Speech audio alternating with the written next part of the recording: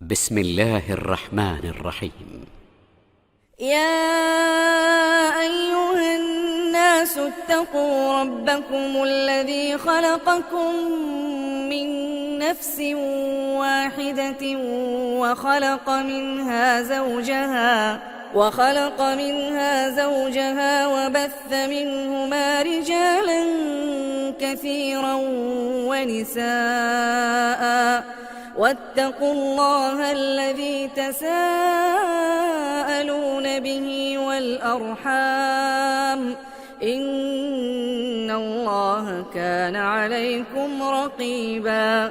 وآتوا اليتامى أموالهم ولا تتبدلوا الخبيث بالطيب ولا تأكلوا أموالهم إلى أموالكم إنه كان حوبا كبيرا.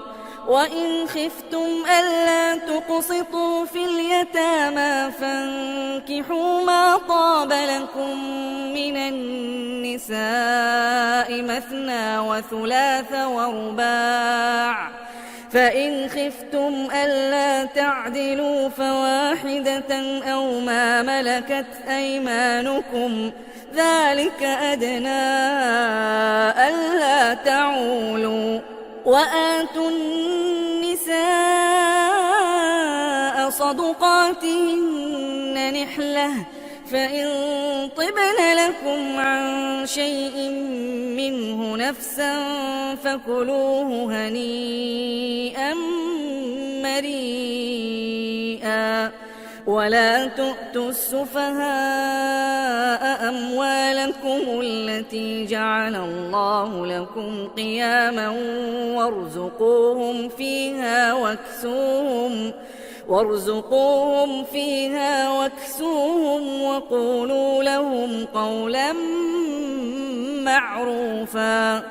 وابتلوا اليتامى حتى إذا بلغوا النكاح فإن آنستم منهم رشدا فادفعوا إليهم أموالهم ولا تأكلوها إسرافا وبدارا أن يكبروا. ومن كان غنيا فليستعفف ومن كان فقيرا فليأكل بالمعروف. فإذا دفعتم إليهم أموالهم فأشهدوا عليهم وكفى بالله حسيبا.